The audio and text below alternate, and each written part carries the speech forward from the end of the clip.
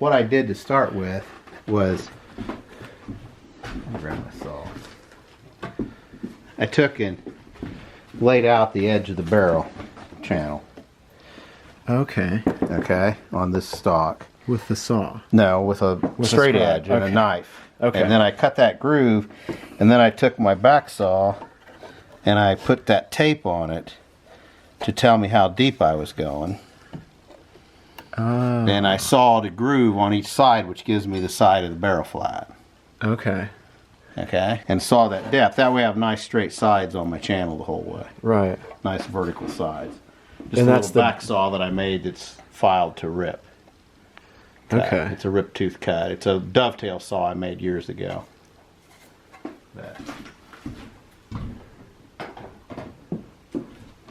And so then I took this, I made this plane actually, it's a little hollow and round. It's a hollow. And then I start cutting that groove in. Using those saw lines as your guide. Yeah, they're my sides. So my side stays real organized. So I know where I am all the time.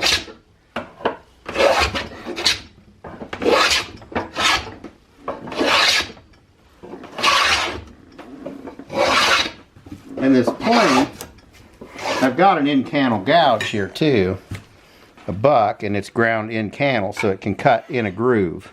Okay. And is this what traditionally would be used? You know, that in the plane. In the plane. Mm-hmm. And an in-cannel gouge is nice because you can work along inside of a groove. And I've been using it back here where I can't get my plane because I can only go so far. With the plane. Right. They made gun building planes that ended right here. I've always been going to make one. They have kind of a squirrel tail handle on them. I've never gotten one made, but I just usually use a hollow and round in this in-cannel gouge.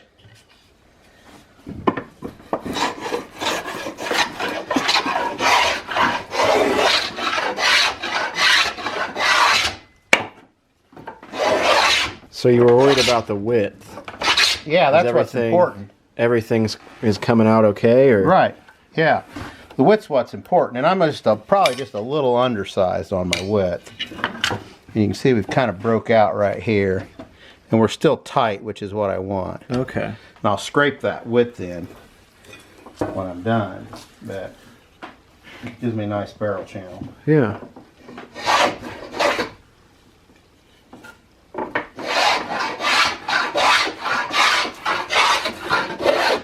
And then I've got this little guy. See, I'm just about there now. I need to move my stalk up just a little on this end here. And that's measuring your depth? Yeah. Isn't the best setup in the world, but it works kind of, sort of.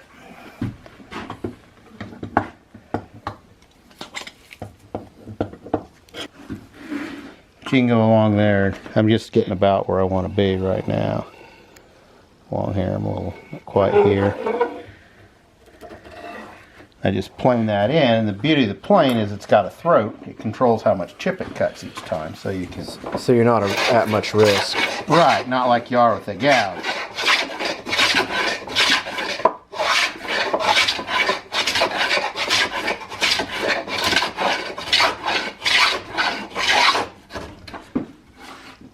Get this really close. Then I'll take, it might be sharp enough there, I can take that barrel and I can work that down in there. Use that barrel to shave that to mark it. Well, just to shave really? size. Yeah, I didn't have to take much wood out once I Okay. get done here. And I can use that barrel and kind of work that in that channel. And Dad used to do that all the time. And it works pretty good if you got a sharp end on your barrel.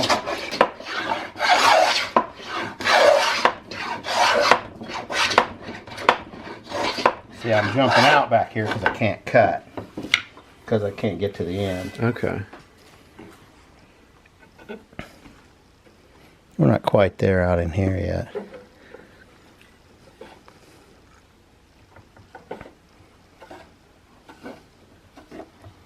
See, we got just a little bit yet.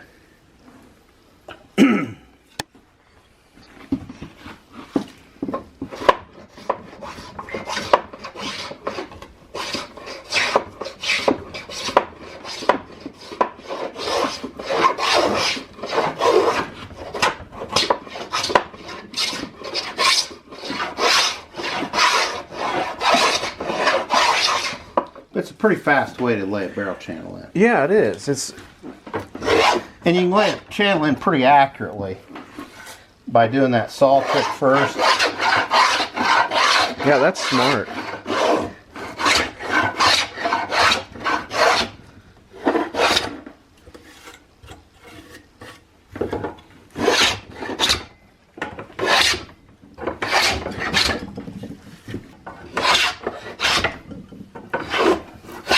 It's kind of a traditional way of building. Yeah. Most guys now, it's You can router do router, set yeah. up and they. Because with that, you probably set your depth and Yeah, you have all a cutter that. that's set up hex, and you just do it. Yeah, it's real fast. But how long have you been at this stage? How long have you been working on it? 45 minutes. Yeah. I had it laid out from yesterday. Okay. I come down, cut my line wide with my knife so my saw would set in it and not cut the line out. Mm-hmm. Always cut your line to the inside, cut a bevel on it, then get your saw running in it. It took 15 minutes probably to saw it, and then I've been fooling around taking it down in.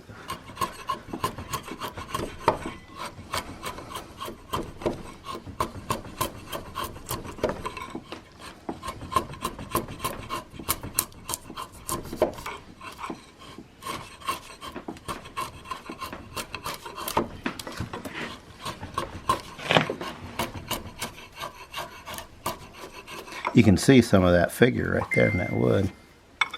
The little crossbars of light. So it came out curlier than you thought it was going Yeah, to. it's a little curlier than I thought it would be. Yeah.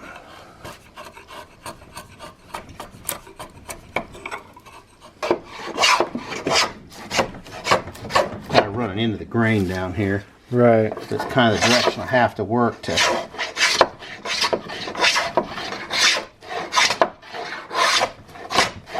And the plane's kind of nice because it's got a long surface, so it kind of keeps you true on the bottom of the barrel. Yeah.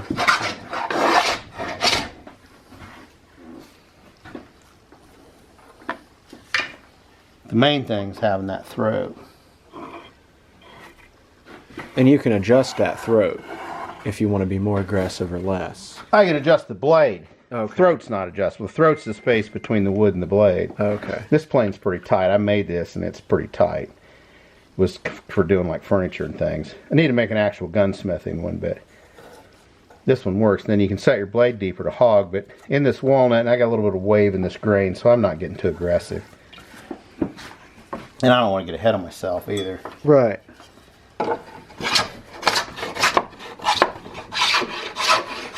If you wanted to do it fast, you'd set up a router and do it that way. Yeah. You know?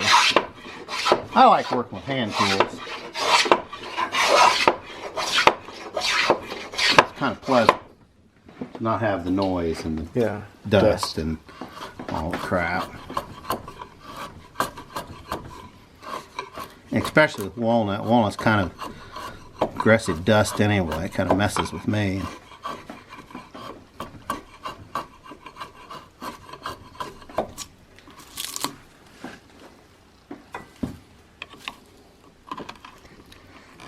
One of my bench chisels. It just hangs around my bench. It's a little 1/4-inch paring chisel. Had it for years. I don't know if that's a buck or not. I think so, but it's just a nice little chisel for doing what I do. I used it to cut a lot of dovetails over the years. There you can see that it's getting kind of in there now.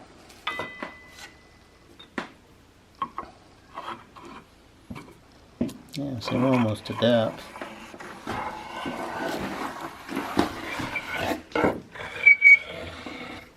Yeah, we're pretty close right now. That's awesome. So that's a fast way to put a channel in. I mean, you know.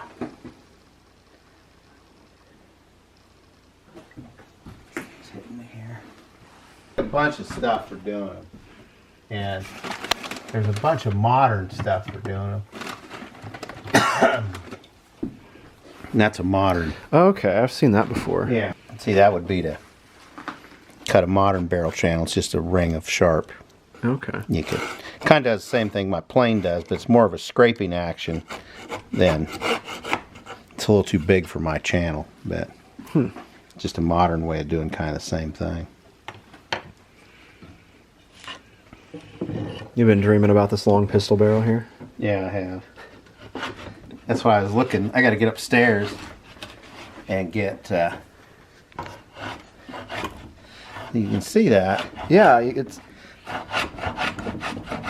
It's starting to plane its way in. Huh.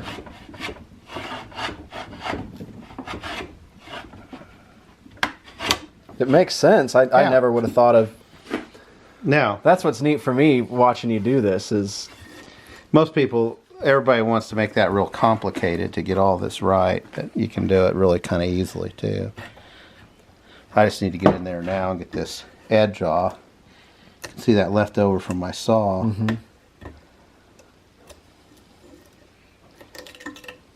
Can you just angle the plane some? No, I'm probably gonna have to get a smaller one to get over there. Kind of take that corner out a little bit. That's what I'd like to do.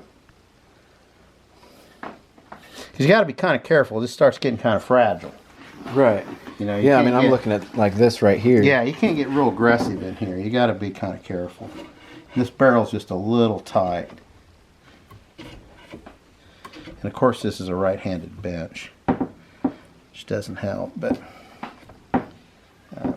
so the light stinks today. Yeah, it's a. And I like natural light because I get better depth of field and things, but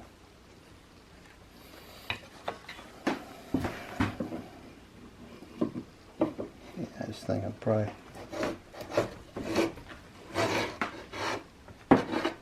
we'll kind of get some of that.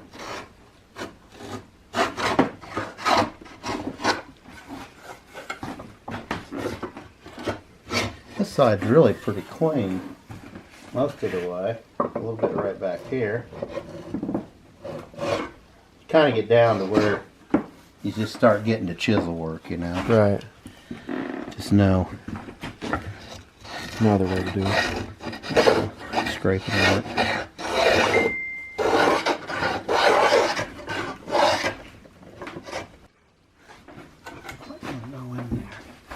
And I don't know, I'd have to take this thing loose to really see here. I don't know if I've got this stalk bent a little bit, so to speak. Oh, okay. And we're still tight.